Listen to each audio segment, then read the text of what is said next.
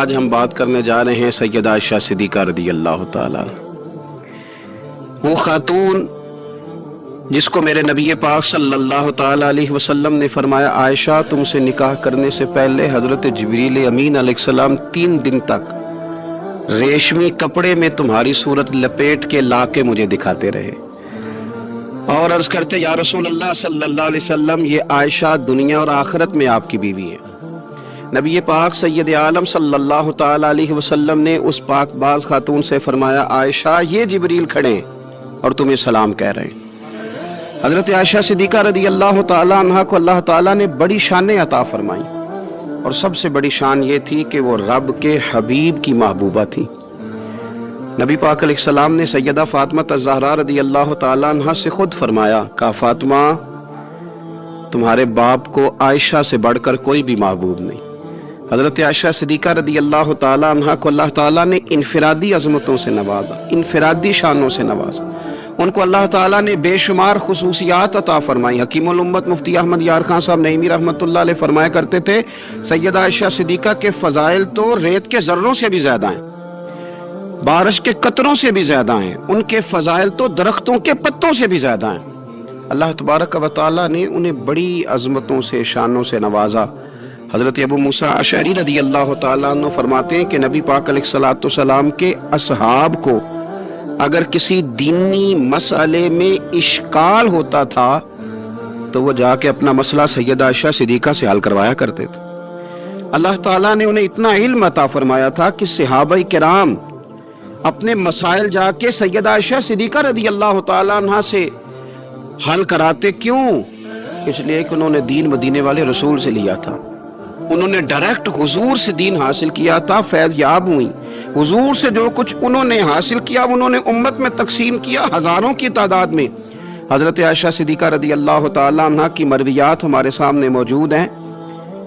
حضرت حکیم الامت مفتی احمد یار خان صاحب رحمۃ اللہ علیہ فرماتے ہیں کہ از آدم تا ایدم، از آدم تا ایدم یعنی جناب آدم علیہ السلام سے لے کر آج تک کائنات میں حضرت عائشہ صدیقہ رضی اللہ تعالیٰ عنہ سے بڑی عالمہ فاضلہ خاتون کوئی نہیں ہوئی۔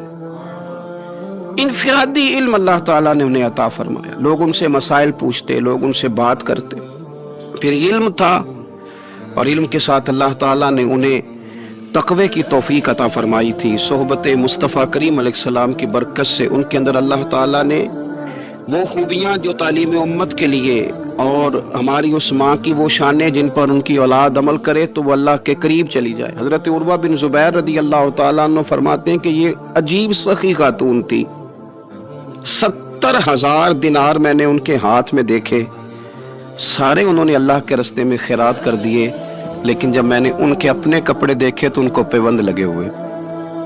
70,000 دینار خیرات کر رہی، اپنے کپڑوں کو پیوند لگے ہوئے۔ 1,00,000 دینار ان کے پاس تھا۔ ان کی خادمہ کہتی ہیں سارا ہی سیدہ عائشہ صدیقہ نے خیرات کر دیا۔ میں نے کہا اماں جی کو 1 دینار رکھ لیتی ہیں، آپ کا روزہ تھا، میں کچھ کھانا لے آتی، آپ کھا لیتی۔ تو فرمانے لگیں کہ پہلے یاد کراتی تو شاید میں رکھ لیتی، تو سب بانٹ دیا اللہ کے راستے میں۔ حضرت عائشہ صدیقہ نے یہ اثار حضور سے سیکھا، امت کو سکھایا۔ فرماتی ہیں ہم کوئی مجبور تھے فاقے کرنے پر؟ حضور کے در دولت پر تو خدا کے فضل سے بڑی نعمتیں آتی تھیں، لیکن حضور ساری ہی رب کے راستے میں خیرات کر دیا کرتے تھے۔ ان کے اندر پھر اتنا اثار کا جذبہ پیدا ہوا، اتنا انہوں نے ساری زندگی اتنی خیرات کی، اتنا اثار کیا کہ گنبد خضرا کا وہ حجرہ نور جس میں حضور علیہ السلام کا وہ نورانی مزار ہے جس پر 70,000 فرشتے صبح درود و سلام پڑھتے ہیں، 70,000 شام کو پڑھتے ہیں، وہ حضرت عائشہ صدیقہ کی ملکیت تھا۔ سیدہ عائشہ صدیقہ رضی اللہ تعالیٰ عنہ فرماتی ہیں اس میں حضور کی مقدس تدفین ہوئی، پھر میرے والد حضرت سیدنا ابو بکر صدیق کی تدفین ہوئی، پھر ایک قبر کی جگہ باقی تھی میں نے اپنے لیے رکھی ہوئی تھی۔ لیکن قربانی کا جذبہ ایسا تھا، اثار کا جذبہ ایسا تھا کہ جناب عمر کو زخم لگا، انہوں نے اپنے بیٹے کو بھیج کے کہا کہ اماں جی سے پوچھو میرا بھی دل کرتا ہے کہ میں حضور کے قدموں میں سیدنا صدیق اکبر کے پہلو میں لیٹ جاؤں۔ حضرت عبداللہ ابن عمر کہتے ہیں میں نے جا کے کہا تو وہ رو پڑی، کہنے لگی کوئی اپنی قبر کی جگہ کسی کو نہیں دیتا، اور عمر سے کہنا جاؤ میں نے تمہارے لیے اثار کیا۔ इतना जज्बा कुर्बानी का उनकी तबीयत में पैदा हुआ। और पर्दे का ये हाल था, उम्मत की बेटियों को उन्होंने बापर्दा और बावकार रहने का ये अंदाज बताया कि सैयदा आयशा सिद्दीका फरमाती हैं, हुजूर सैयद आलम अलैहिस्सलाम मेरे हुजरे में तदफीन हुई, हुजूर का विसाल हुआ, वहीं दफन हुए, तो मैं बगैर पर्दे के जाती थी, हुजूर मेरे शौहर हैं। और फिर जब वहां जनाब सिद्दीक अकबर की कब्र मुबारक बनी तो वो मेरे वालिद थे, मैं बगैर पर्दे के जाती थी। और जब वहां हजरत उमर रदी अल्लाह तआला अन्हु की कब्र बनी तो फिर मैंने पर्दा करके जाना शुरू किया, इसलिए कि उमर मेरे लिए महरम नहीं थे, मैं पर्दा करके जाती थी। तो हजरत आयशा सिद्दीका उम्मत की बेटियों को बताती हैं कि मैं तो मज़ार पे जाऊं तो पर्दा करके जाती हूँ, मैं तो हजरत उमर के मज़ार पे जाऊं तो पर्दा करके जाती हूँ, और तुम बगैर पर्दे के बाजार चली जाती हो, वहां तुम चली जाती हो, सरेआम चली जाती हो। ये म्यार दिया हजरत आयशा सिद्दीका रदी अल्लाह ताला अन्हा ने उम्मत की बेटियों को।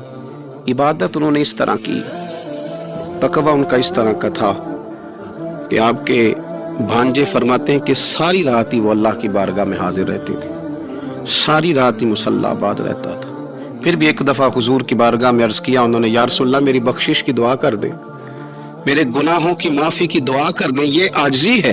तो नबी पाक अलैहिस्सलाम ने दुआ कर दी, ऐ अल्लाह आयशा के ज़ाहिरी भी माफ कर दे, बातिनी भी माफ कर दे, अगले भी माफ कर दे, पिछले भी माफ कर दे। इतनी खुश हुई कि मुस्कुराते मुस्कुराते हुजूर की गोद में आ गई।